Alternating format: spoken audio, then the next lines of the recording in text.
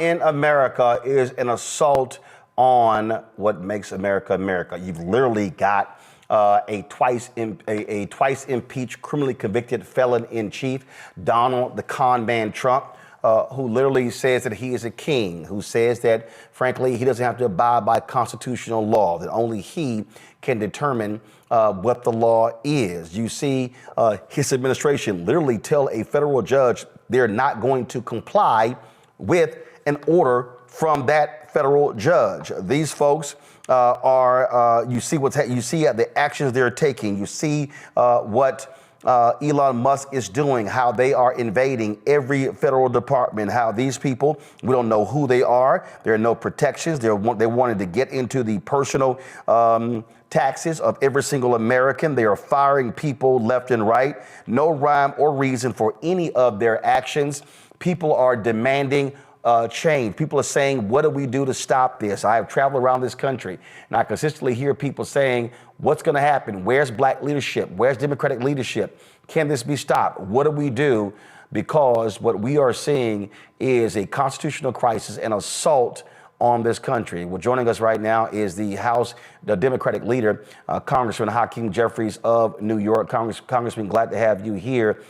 It's a lot I want to get to, but first and foremost, this is what I hear. I hear this constant. People keep asking me. I was in San Francisco for the NBA All-Star game last week. They said, "What the hell are Democrats doing? Are they fighting back? What is the plan?" Good evening, Roland. Great to be with you. Thanks for all that you do and bringing the information straight to the people in a clear and compelling manner.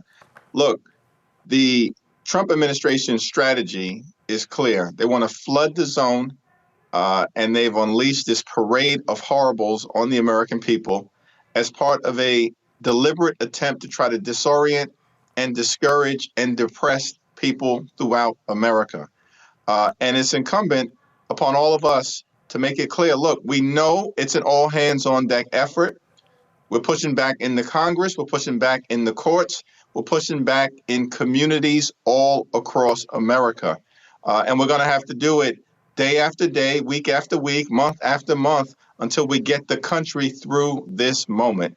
But the notion that this is all inevitable and that Donald Trump is simply going to steamroll the country is belied by the facts. There have been more than 75 different lawsuits filed in federal courts all across the nation related to at least 25 different unlawful and unconstitutional executive orders or administrative actions taken by Donald Trump. And we're winning in court. Donald Trump is losing. That's going to have to hold. We're going to have to continue to follow the process all the way through to the end. But we're winning in court. We're not losing. He's losing.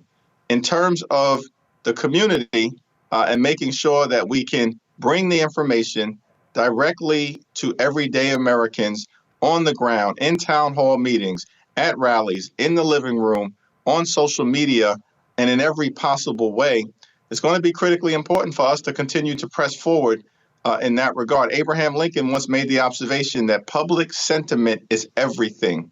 With it, nothing can fail. Without it, nothing can succeed. We are engaged in an effort to make sure that public sentiment pushes back aggressively against Donald Trump. When you say public sentiment, does that mean, is the goal to amplify these stories we hear? The federal worker whose wife was pregnant, who couldn't get a medevac because of the cuts, the 71-year-old woman from Myanmar who died in a refugee camp in Thailand because she couldn't get her oxygen that was being paid for by USAID for a hospital there. We just did the story of the 11-year-old girl in Texas who took her own life because she was being bullied by classmates who said that they were going to call ICE on her family. They were going to be taken and she was going to be left here alone. We even played a video of one of your colleagues, Congressman Mike Lawler from your home state, who literally talking to a Latino legislator in Westchester County, where he was like, well, hey, if ICE comes up to you, you need to comply. And the guy was like, what are you talking about? I'm an American citizen. So what we have is a visceral attack on people of color, on black people, on Latino people, and you've got, frankly, some Democrats who are like, hey, we're spending too much time talking about diversity and things along those lines. The elevation of these stories is going to be critically important because at the end of the day, the far-right extremism that is being unleashed on the American people has real-life consequences for everyday Americans in our community and in communities all across the nation. And we've got to elevate these stories, continue to tell these stories, and do so relentlessly, exceeding the intensity by which these unlawful executive actions are being unleashed on the American people. And that's what we will continue to do. We're thankful for the work, Roland, that you've been doing in that regard, and it's going to be necessary. Look, the central scheme that is taking place here is that Donald Trump and Republicans consistently promised to lower the high cost of living for everyday Americans. We recognize that housing costs are too high, grocery costs are too high, childcare costs are too high, utility costs are too high, and insurance costs are too high. America is too expensive for far too many people. That should not be the case in the wealthiest country in the history of the world. Things need to change. Republicans promised to try to address the high cost of living, but they don't have a single bill, a single idea, a single initiative related to making America more affordable. Why? Because it was all a bait and switch. At the end of the day, what they really want to do is pass a budget that provides massive tax cuts for their billionaire donors and wealthy corporations. And then the third part of the scheme is to stick working class Americans, communities of color, and everyday Americans, including children, people with disabilities, and seniors with the bill by doing things like decimating Medicaid. Obviously, they want to, first of all, last night on Fox News, Donald Trump said there'll be no touching Medicaid and Medicare, Social Security. But then today he endorsed the House Republicans' bill. Are Democrats going to, obviously there's going to be a lot of pressure on their side when it comes to that bill. Are Democrats, are you going to tell your caucus, we're not going to lift a finger? Y'all want to pass that crap, you're on your own? Or do y'all plan to offer amendments and things along those lines? Some people are saying that the position of Democrats should be, no, if y'all want to pass that, you must do it with your votes. Don't look to anybody on our side for any votes to help you pass this massive tax cut for the rich. What's your strategy? The budget committee that took place last week, which advanced their budget proposal, every single Democrat participated in that 12-hour committee hearing. And at the end of the day, when the vote was called, every single Democrat voted against the GOP tax scam. And it's my expectation that you'll see that same level of intense and principled and enlightened opposition as we move forward, because the impact on the American people would be so devastating. Cuts to Medicaid, cuts to nutritional assistance for children and families and veterans, cuts to housing assistance at a moment when we should be trying to make affordable home ownership accessible to people as opposed to making it more difficult. Next week, it's our expectation that the Republican tax scam will be on the floor of the House of Representatives. We'll be able to debate it extensively and reveal for the American people what it's all about, why it will be so harmful, and why we, of course, are going to do everything that we can to stop it. Some Democrats said that they've been critical of a video that was circulated, that was edited, where you said, hey, we don't have any leverage, we don't have any power. For the people who don't understand politics, Republicans, look, they have a 3-seat majority in the House. So the question for you, what leverage, what influence, what power do you and Democrats have to stop Republicans from what they're doing? The Senate is a lot different, where one senator can actually hold up a lot. Is Chuck Schumer, your colleague there, is he trying to be as aggressive as possible in doing that on the Senate side? Because all I keep hearing from people is they want to see a fight. They want to see Democrats breathing fire, firing away, and saying that we are going to do all that we can to stop the MAGA right from, frankly, destroying the country. Budget Committee Democrats fought incredibly hard last week, and I think you'll see that level of fight continue to take place when the bill reaches the floor in the House. And it's my expectation that we'll see a similar level of aggressive and principled opposition in the Senate. Now, what's important to understand is that in the context of that leverage discussion, the question related to Speaker Mike Johnson and Republicans trying to set the stage to blame House Democrats for their inability to fund the government, meaning the Republican inability to fund the government, which could relate and result in a government shutdown. And the reality is, Roland, that Republicans have been lecturing the country for the last few months about how they allegedly won a big and decisive mandate. They control the House, the Senate, and the presidency. They have the responsibility to fund the government at the end of the day, particularly given the context of their complete control of the situation.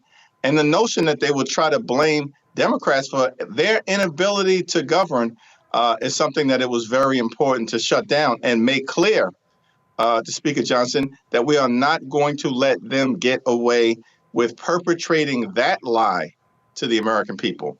At the same period of time, of course, we're going to fight as hard as we can to hold the Republicans accountable if they decide to support this bill that will be on the floor next week. All we need is 3 Republicans to join with the 215 Democrats that we have in the House right now, and we can stop any of this bad stuff from happening, from ever becoming law. But we cannot allow these Republicans to escape accountability.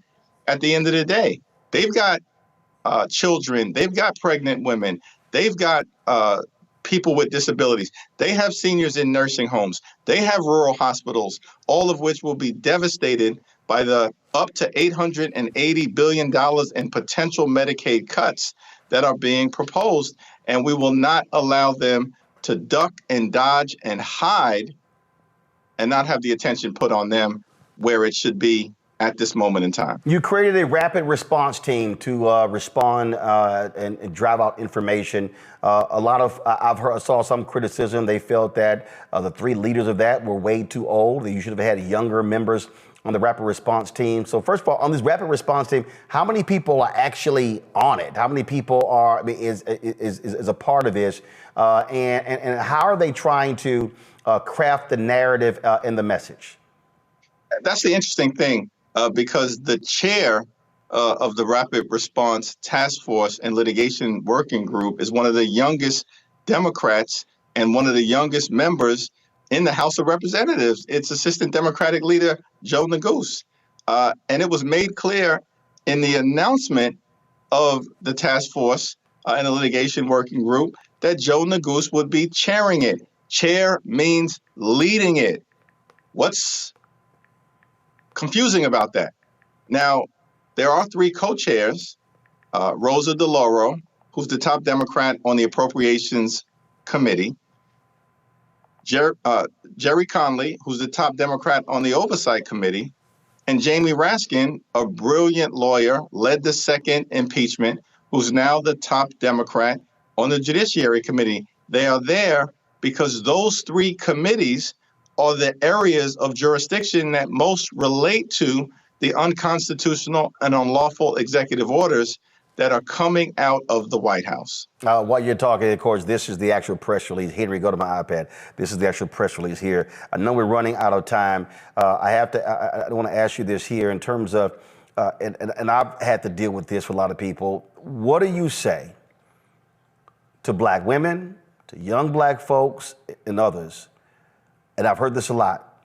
Man, we're resting. We're tired. We're tired of being out here. We put it all on the line trying to elect Vice President Kamala Harris. You know what? Let the rest of these people do all the work, pick up the slack.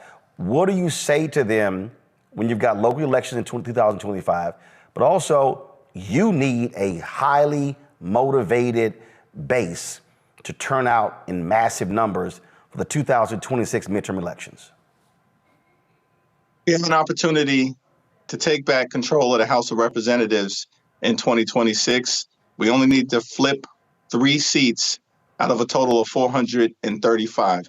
This is the narrowest majority that Republicans currently have of any Congress since before the Great Depression. We are very close to being able to flip the House and cut Donald Trump's presidency legislatively in half in 2026. At the same period of time, of course, we have to engage in that day-to-day, week-to-week, month-to-month effort through these first 100 days and beyond to continue to push back against the extremism that we're seeing. And we're going to be here. We're going to be in the arena. We need everyone to join us when they're ready. But obviously, the more people that get engaged, the better. Last point that I'd make, Roland, one of the things that has been undercovered, but that we've seen, and you and I have talked about this over the last few months, is that there have been several special elections that have already occurred subsequent to Donald Trump being sworn in on January 20th, including one in Iowa in a Senate district, state Senate district, that Donald Trump had won in November by 21 points. The Democrat won by 4 in January, in the middle of the winter, because Democrats turned out and independent and swing voters said, enough already with the extremism, and it was only a week. And we've seen a similar pattern unfold in special elections in Virginia, in Delaware, and most recently in the suburbs of New York with respect to the Westchester County executive race, where Donald Trump's endorsed candidate lost by 27 points in a jurisdiction that has had Democrats and Republicans within the last decade or so serve as county executives. And so people are engaged. People do understand the stakes. And obviously, the more people get involved, the faster we can turn this thing around and move the country in the right direction. Well, in a moment, I'm going to be talking with Josh Will, who's actually running for winning the special election there in Florida. So it's going to be a tough race. It's a ruby red district. But again, if folks actually turn out, there could be an upset there. House Democratic Leader Hakeem Jeffries, we appreciate it. Thanks a lot. Thanks so much, Roland. Hello, I'm Isaac Hayes III, founder and CEO of Fanbase. And right now, we're accepting investors in our $17 million round to revolutionize the future of social media. Today, for just $399, you can own 60 shares of stock in Fanbase at $665 a share. Go to startengine.com/fanbase and invest today. While the big platforms have grown too massive and disconnected from their users, Fanbase is building a platform where creators and users truly come first. We've already raised $4.8 million from everyday investors who believe in this vision, and now you can join them. This is your chance to invest in a social media tech company with over 1 million users that is disrupting media by allowing anyone to reach all of their following and monetize their content from day one. The market is changing, big platforms are failing to serve their users, and Fanbase is stepping up to fill the gap. Don't wait until it's too late. Invest now. Invest for yourself and your future.